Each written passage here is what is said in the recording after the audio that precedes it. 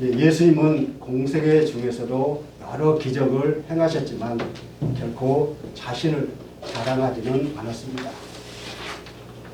예수님은 언제나 믿음을 중요시 하셨어요. 예수님은 믿음을 주는 분, 믿음을 촉구하는 분이십니다. 기적을 행하시는 예수님은 믿음의 대상이요 하나님의 아들임이 증명되었습니다. 그렇다면 세상 사람들은 어떻습니까? 세상 사람들은 기적을 좋아합니다.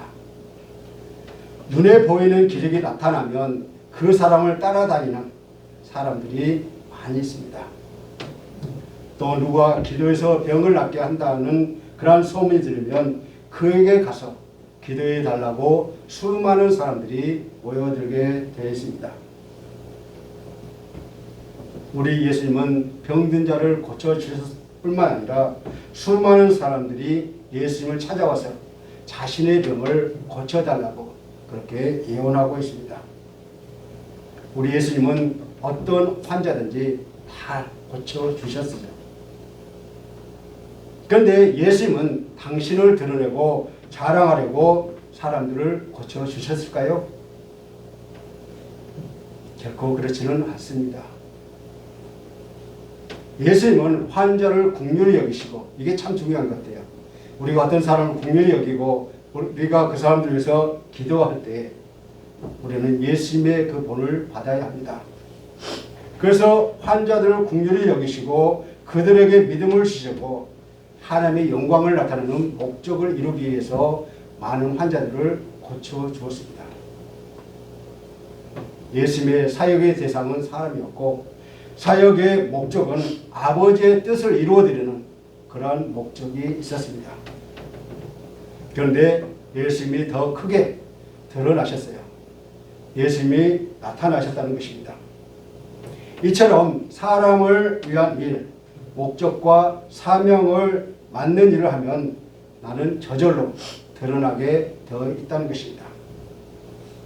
하지만 내가 드러나지 않는다 할지라도 절대로 실망하지 마시기를 바랍니다. 왜냐하면 사람들에게 유익하고 하나님의 영광이 나타난 일이면 그걸로 우리는 만족할 수 있다는 것입니다. 어떤 기적을 행하는 것도 마찬가지입니다. 그러한 기적은 사람들의 사람들의 요구를 충족시키기 위해서 주시는 기적이 아니라는 것입니다. 기적은 사람들에게 믿음을 주는 목적, 하나님의 능력이 드러나는 그런 목적이어야 한다는 것입니다. 기적을 행한다고 어떤 일은 돈을 요구하는 사람이 있습니다. 그런 사람들은 하나님을 이용해서 돈을 벌고자 하는 그런 장사꾼에 불과하다는 것입니다. 정당하게 투자하고 일하는 그러한 장사꾼이 못 된다는 것이죠. 하나님은 이런 사람들을 결코 좋아하지는 않습니다. 예수님이 행하셨던 기적들은 당신이 하나님이시며 천지를 창조하신 창조주라는 것을 증거하고 있습니다. 그런 의미에서 오늘 본문을 통해서 풍랑을 맞는 제자들의 그 위험할 때 친히 찾아오셔서 기적을 행하시고 믿음을 촉구하신 예수를 만나는 귀한 은혜의 시간이 되시기를 간절히 소원합니다. 첫 번째로 혼자 기도하시는 예수님이십니다. 사람들 중에는 혼자 있는 것을 좋아하는 사람도 있고 혼자 있으면 어딘가 불안하고 심심해서 견디지 못하는 사람들도 있습니다. 게다가 사람들로부터 존경을 받거나 인기가 있는 사람은 혼자 있을 때 허탈감을 느끼게 되는 것입니다. 특히 연예인들을 보면은 무대에서 그 화려한 그 무대에서 조명을 받으며 인기를 실감하지만 막상 무대 밖에서의 심한 공허감과 외로움을 느낀다고 합니다. 소위 말해서 인기인이라는 사람들이 그렇게 일탈하는 것은 혼자 있는 시간을 견디지 못하기 때문이라는 것입니다. 그런데 우리 예수님은 자주 혼자 있는 시간을 가지셨습니다. 사실은 하나님과 함께하는 시간, 하나님과 대화하는 기도 시간이었어요. 가끔은 제자들을 데리고 산에 올라가셔서 함께 기도하실 때도 있었습니다. 십자가의 고난을 받기 전날 밤에는 땀이 핏방울 내서 땅에 떨어질 정도로 간절하게 하나님께 기도하셨습니다.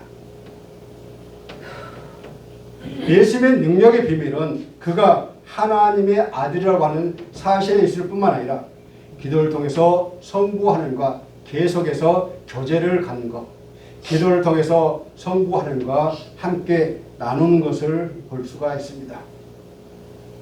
이것이 그의 사역을 가능케 하는 예수님의 내적인 본질이었습니다. 예수님은 자신이 행한 기적을 둘러싸고 중대한 문제가 발생할 때마다 종종 한적한 곳을 찾아 나섰으며 그곳에서 기도와 명상을 가지셨습니다. 산은 혼잡한 무리들을 떠나서 영적인 교제의 장소입니다. 그리고 제자들의 훈련 장소이기도 했습니다. 예수님의 거룩한 습관은 혼자 계실 때 쉬지 않고 기도하는 그러한 산을 가지고 있었다는 것입니다. 예수님은 무리와 함께 있을 때는 표적과 기사와 이적을 행하셨지만 혼자 계실 때는 기도하셨던 것입니다. 예수님은 기도 시간을 통해서 힘을 얻었고 능력이 되었다는 것입니다. 그리고 예수님은 제자들을 바다 건너편을 먼저 보내고 혼자 기도하러 산으로 가셨습니다. 더불어 이곳에서 예수님은 제자들이 항해하는 모습을 주시할 수 있었을 것입니다. 본문 22절을 다 같이 읽겠습니다. 22절입니다. 시작. 예수께서 즉시 제자들을 재촉하사 자기가 무리를 보내는 동안에 배를 타고 앞서 건너편으로 가게 하시고. 아멘. 가끔 우리는 혼자 시간을 보낼 때가 있습니다. 여러분은 혼자 있을 때 무엇을 하십니까? 어떤 분들은 잠만 자거나 또한 게임을 하거나 아니면 종일 TV를 보거나 여가를 즐기는 스포츠를 하고 있습니까? 진정으로 피로를 푸는 가장 좋은 방법은 내 영혼의 건강을 위해서 기도를 하는 것입니다. 여러분, 우리가 무엇을 하느냐에 따라서 그의 인격과 신앙이 결정됩니다. 그리고 그의 미래가 결정된다는 사실입니다. 여러분이 예수님처럼 기도하고 있습니까?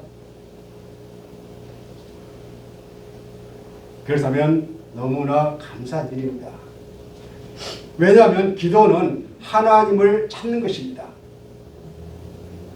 하나님을 찾아가서 내 마음을 표현하고 내가 무엇을 원하고 어떻게 살아야 하는지 묻는 것입니다.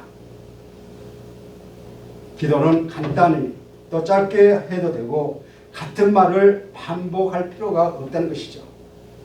왜냐하면 하나님은 우리가 말하기 전에 이미 우리에게 무엇이 필요한지 다 알고 계신다는 것입니다. 우리는 기도를 어려운 말로 또 거룩한 말로 하려고 많이 노력을 합니다. 그러나 절대로 그렇게 하지 마십시오. 왜냐하면 어려운 말이나 거룩한 모양으로 이렇게 하려고 하면은 기도가 잘 나오지 않습니다.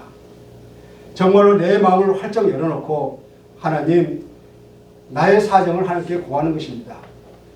나의 현실이 지금 이렇게 되어 있는데 하나님은 어떻게 해야 할까요? 그리고 하나님께서 나의 가는 길을 가르쳐 달라고 그렇게 기도하실 때 하나님은 우리의 길을 인도해 주실 줄 믿습니다. 그리고 우리의 진실한 마음을 하나님께 드리는 것입니다. 우리가 바라고 원한 것을 구하지만 모든 것이 하나님의 뜻에 합당한 그 기도가 되어야 한다는 것입니다. 여러분, 혼자 있을 때는 하나님과 교제해야 한다는 것입니다. 우리가 말씀을 읽고 묵상을 하시든지 또 기도하는 시간을 가지시든지 성경 필사를 하시든 하나님과의 교제가 필요하다는 것입니다. 아무리 못해도 미래를 위해서 공부하거나 계획하거나 생각하는 그러한 시간을 가지시기를 바랍니다. 혼자 있는 시간을 알차게 보내는 사람은 강하고 성숙한 사람입니다. 주님과 가지는 개인적인 교제 시간을 가치 있게 우리가 사용하게 된다면 우리의 삶에 일어날 변화와 하나님의 일에 매우 효과적으로 변한 자신의 모습을 보게 될 것입니다. 우리는 다른 사람들과 무의미한 잡담을 하느라 성령님과 교제하는 시간이 줄어든다면 여러분의 인생에서 많은 것을 이루지 못할 것입니다. 그러므로 혼자 있는 시간을 하나님과 함께 한다면 그것을 예수님을 닮아가는 삶이 된다는 것이죠. 혼자 있는 시간이 곧 능력의 원천이 됩니다. 혼자 하나님과 함께 있는 그 훈련을 우리는 받아야 한다는 것입니다. 두 번째로 물 위를 걸어오신 예수님이십니다. 예수님이 혼자 기도하는 시간에 제자들은 배를 타고 바다를 건넙니다. 마가복음에는 바다라고 적혀 있지만 사실은 호수입니다. 문제는 호수라도 바람이 세게 불면 물결이 거세지고 파도가 치며 배가 흔들린다는 것입니다. 배에 탄 제자들 중에는 어부 출신이 있으니 능숙하게 배를 움직일 텐데 물결이 심해지면 아무리 경험이 많은 어부라도 진땀을 흘리게 된다는 것입니다. 그래서 마가복음 6장 48절에서 제자들이 힘겹게 노를 저었다라고 이렇게 기록하고 있습니다. 예수님이 산에 계시면서 기도하시는 중에 제자들은 풍랑을 만나서 힘들어하는 것을 보시게 됩니다. 기도하는 중에는 환상과 능력이 임한다고 합니다. 산에서 기도할 때 하나님은 세상의 환난과 어려움을 보여주시는 것입니다. 힘들게 노를 젓는 제자들을 돕기에 예수님이 나서셨습니다. 그런데 예수님이 제자들에게 오는 방법이 아주 놀랍습니다. 예수님은 폭풍우가 몰아치는 이 바다를 배를 타고 오신 것이 아니라 그 물 위로 걸어오셨다는 것입니다. 이것은 무엇을 말해줍니까? 예수님이 하나님 되심을 우리에게 알려주시는 것입니다. 동시에 예수님은 찾아오지 못할 우리의 어떤 상황이나 어떠한 그러한 환경이 없다는 것을, 어떤 환경이든지 예수님은 우리를 찾아오실 수 있다는 것을 우리에게 보여주고 있습니다. 갈릴리 호수에서 부는 바람은 폭풍우를 동반한 동풍으로 급격한 기후변동과 고난의 위험성이 있었습니다. 실로 그들의 배는 정면에서 불어오는 바람을 거스리는 그들의 영혼은 그들을 향해 불어오는 성령님의 바람을 거스리는 것입니다. 그래서 본문 24절을 다 같이 읽겠습니다. 24절입니다. 시작. 배가 이미 육지에서 소리나 떠나서 바람이 거스림으로 물결로 말미암아 고난을 당하더라. 아멘. 제자들이 풍랑으로 인해서 육체와 정신의 급격한 위기에 봉착했음을 암시해 주고 있습니다. 제자들이 이런 곤란한 경험을 하는 이 시간에 예수님은 협곡에서 불어오는 바람을 맞으시며 역시 고난 중에 하나님께 기도하고 계셨어요. 물론 예수님에게 있어서 고난은 바로 유대의 정치와 종교 지도자들의 사이의 음모와 박해에 대한 예견과 자신을 이 세상의 왕으로 삼으려는 군중들의 오해와 오랜 세월 동안 함께 지내면서 또 예수님 자신을 올바르게 이해하지 못하고 평가하지 못하는 제자들의 무지 등등의 이유로 인해서 생겨난 일일 것입니다. 이처럼 예수님과 제자들이 그 시간에 함께 고난을 당했으나 주님은 기도를 통해서 그 고난을 스스로 극복하시고 능히 물리치셨지만 그에 반해서 제자들은 주님의 도움만으로 그 고난에서 벗어날 수가 있다는 것입니다. 여러분, 우리가 힘들어하는 일이 있습니까? 내 힘으로 안 되는 일이 있습니까? 우리가 믿는 예수님이 계십니다. 예수님이 우리를 보고 계시며 우리를 돕기 위해서 찾아오신다는 것입니다. 바람과 바다의 물결로 인해서 제자들의 배에서 고통을 당하고 있을 때 예수님이 밤 사경, 즉 새벽 3시부터 6시 사이에 호수 위로 걸어오셨습니다. 캄캄하고 누구인지 구분하기 어려운 시간에 호수 위에 걷는 물체를 제자들의 눈이 보입니다. 제자들이 호수 위로 걸어오시는 예수님의 모습을 보고 혹시 유령인가 하고 두려워하며 소리 지릅니다. 그 상황에서는 누구라도 당연히 유령으로 착각하고 무서워했을 것입니다. 우리도 가끔 무엇인가 착각하고 무서워할 때가 있지 않습니까? 사람이니까 그런 것도 당연합니다.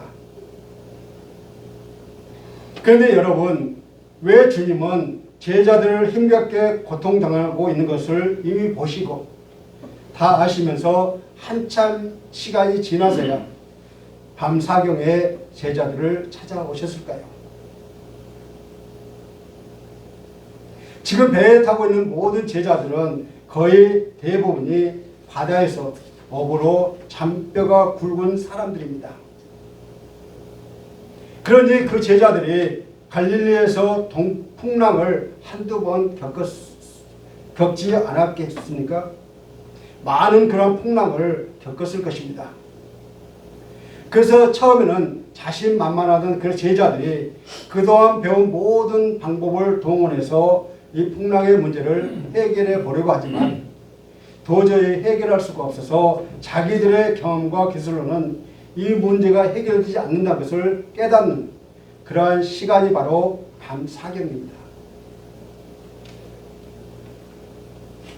혹시 여러분에게 어떤 문제가 있는데 아직도 내가 하나님께 간절히 기도하지 않는다는 것은 아직도 내가 인간적인 힘이 남아있다는 뜻이고 아직도 내가 사용할 카드가 남아있다는 뜻입니다. 다시 말해서 예수님이 오실 밤 사경이 아직 안 되었다는 것이죠. 그러므로 우리는 빨리 나의 모든 것을 내려놓고 주님 아니면 안 되는 밤 사경을 빨리 맞이하는 지혜를 가지시기를 바랍니다.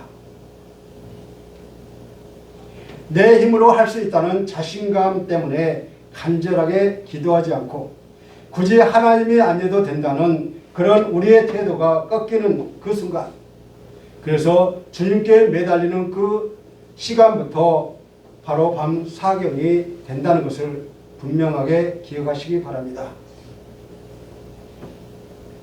세 번째로 안심하라 말하신 예수님이십니다. 밤 사경 컴컴한 밤에 바다 위로 걸어오시는 예수님을 보고도 제자들은 예수님인지 알지 못했어요. 세상에 새벽 어두운 시간에 예수님이 바다 위를 걸어왔으니 제자들이 얼마나 깜짝 놀랐겠습니까? 제자들은 예수님이 병을 고치고 또 귀신을 쫓아내며 또 물로 포도주를 만드시고 오병이어를 통해서 5천 명을 먹이신 분으로만 제자들은 생각했던 것입니다. 예수님이 물 위로 걸어오시는 분이라는 것을 꿈에도 알지 못했던 제자들입니다. 그래서 예수님을 보고도 예수님이신 줄 몰랐던 것입니다. 그러나 예수님은 제자들에게 즉시 응답해 주셨습니다. 본문 27절을 다 같이 읽겠습니다. 27절은 시작. 예수께서 이르시되 안심하라 나니 두려워하지 말라. 아멘. 제자들의 난감함을 보고 호수 위를 걸으신 예수님이 무서워 떠는 제자들에게 또 아우성 치는 제자들에게 즉시 응답해 주셨습니다. 안심하라 나니 두려워하지 말라. 이 얼마나 위로와 격려가 되는 말씀입니까? 예수님은 오늘도 지금 이 시간에도 우리들에게 말씀하고 계십니다. 자신을 알지 못해 죽음으로 치닫고 있는 모든 사람들 향해서 내가 왔다 그러니 안심하라 라고 말씀하시고 하루하루 그리스도인의 삶으로 살아가기에 벅찬 사람들을 향해서 안심하라 두려워하지 말라라고 위로해 주셨습니다. 여기서 안심하라라는 말은 담대하라, 용기를 내라 라는 뜻이며 두려워하지 말라라는 말은 즉시 두려움에서 헤어나오라는 뜻입니다. 이 두 용어가 결국 안심하라라는 의미의 중복적 본면이라 할 수 있습니다. 여기서 안심하라, 두려워하지 말라라는 예수님의 공고의 말씀은 나다라는 확신을 주는 말씀에 의해 더욱 밑받침이 되고 있는 것입니다. 나는 나다라고 하는 것은 바로 예수님의 이름이기도 하며 많은 병자들을 고치시고 굶주린 많은 사람들을 배부르게 하셨으며 자신들을 그 배 안에 있는 사람들을 제자로 삼으셔서 권능을 주신 분으로서 예수님 자신을 그들에게 확신시켜 주시고 또 참으로 친근하게 말씀해 주셨던 것입니다. 오늘도 정작 내 속에 일어나는 문제들을 해결해 주실 예수님은 기대하지 못하고 자신의 경험에 갇혀 있을 때가 참 많이 있습니다. 그러나 하나님께서는 우리의 경험과 지혜의 수준을 뛰어넘어 일하고 계신다는 사실을 우리는 분명하게 기억해야 합니다.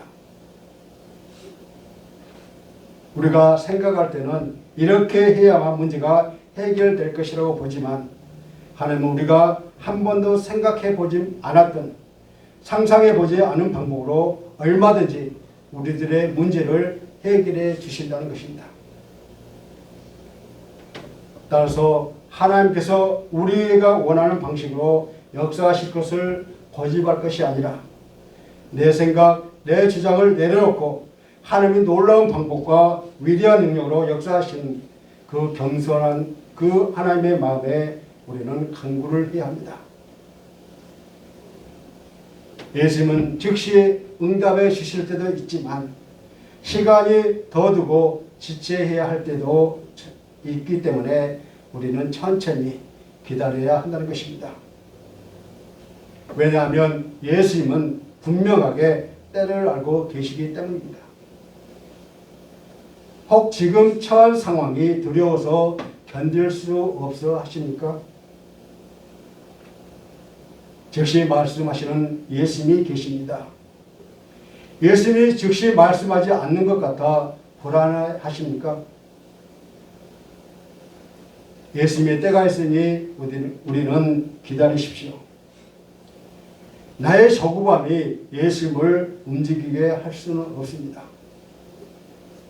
우리는 그저 부르짖을 뿐입니다. 예수님을 우리를 살피시되 우리보다 더 안타까워하고 계십니다. 흐느껴서 슬퍼서 흐느끼는 소리, 무서워서 부르짖는 소리를 예수님이 듣고 계십니다.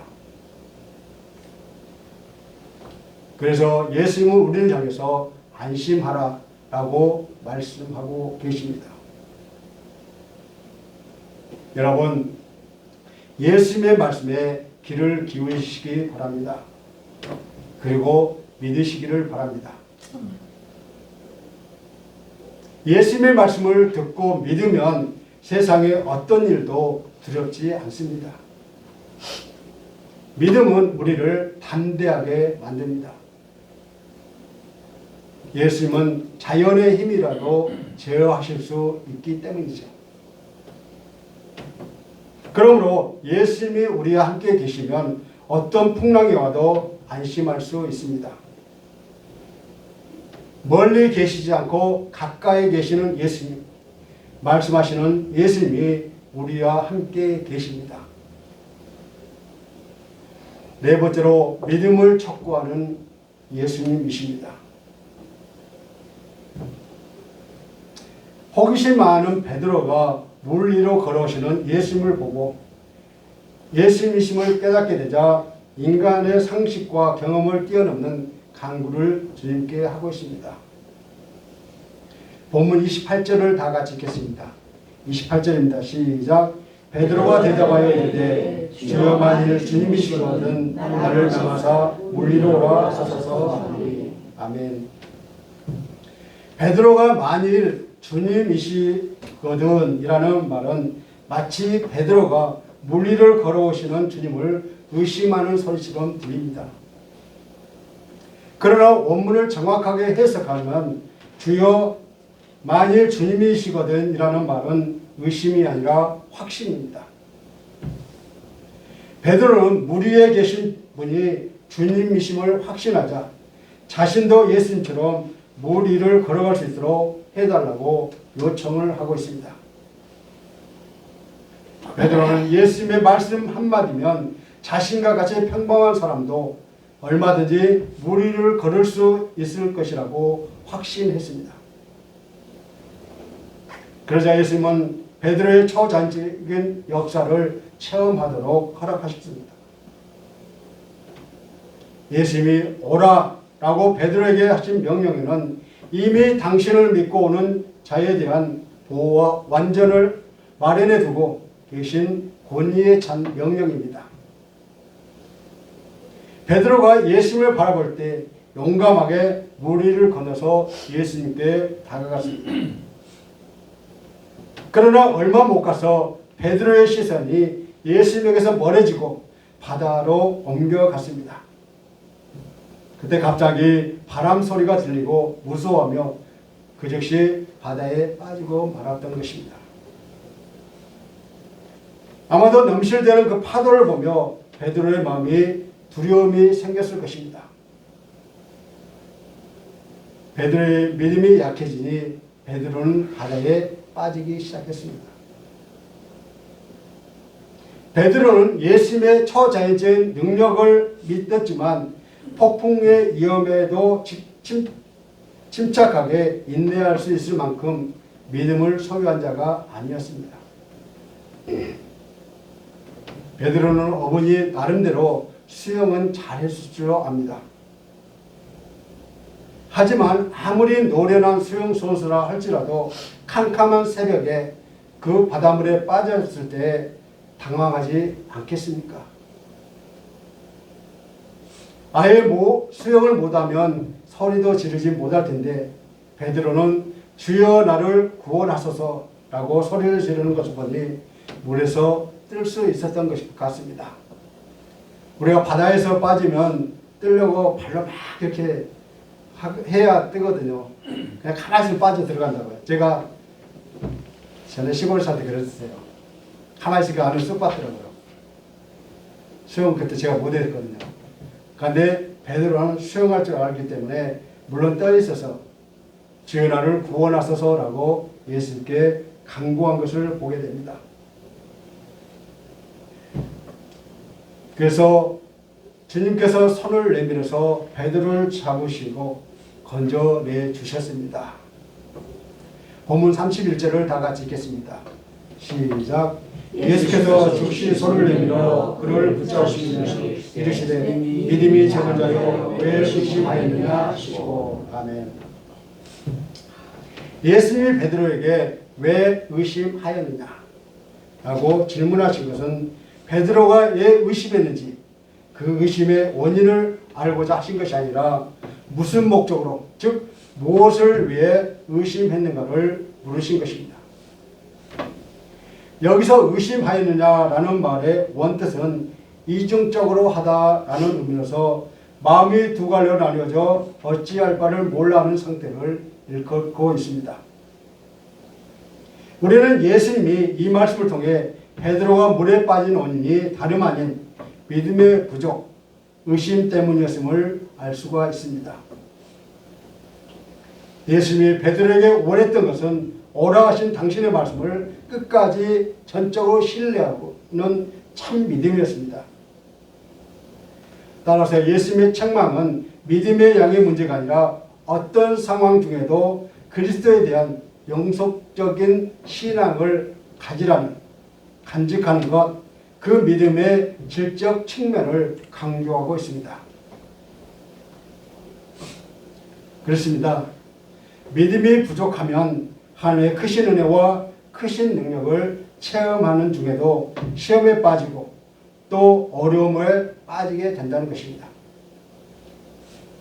우리의 마음을 의심과 두려움에 지배하면 물에 빠지게 될 것이라는 겁니다. 예수님이 물 위를 걸으신 기적이 풍랑 중에 첫 번째 기적이라면 예수님이 베드로와 함께 배에 오르자마자 모든 그 바람이 그친 것이 바로 두 번째 기적입니다. 이것은 예수님이 모든 그 거센 풍랑과 파도를 잠재우셨음을 암시하고 있는 것이죠. 물 위를 걸어오신 예수님, 바다와 바람을 잔잔하게 하신 예수님, 배에 있던 제자들은 이와 같은 예수님을 보고 엎드려 절하며 예수님이 참으로 하나님의 아들이심을 알고 깨닫게 되었습니다. 말씀을 맺겠습니다. 예수님께서는 폭풍과 파도를 만난 제자들에게 찾아오시고 물 위를 걷고 바다를 잠잠케 하심으로 그들에게 자신이 곧 하나님 아들이심을 친히 나타내 주셨습니다. 그들에게 자신이 곧 하나님의 아들이심을 친히 나타내 주셨던 것입니다. 오늘 우리의 삶 속에 폭풍우가 찾아오고 어려움이 찾아올 때도 예수님은 여전히 우리의 삶 가운데 찾아오시고 역사하고 계십니다. 그러므로 어떤 어려움과 역경 속에서도 우리의 시선을 주님께만 고정하시기를 간절히 소원합니다.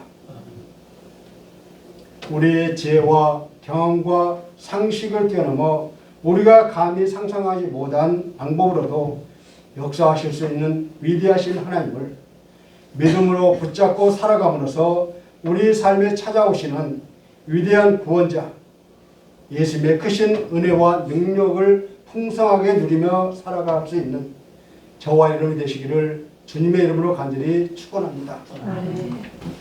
이 시간 나는 어떤 상황 중에도 믿음을 가지고 주님만을 바라보고 있는지 잠시 묵상하시겠습니다.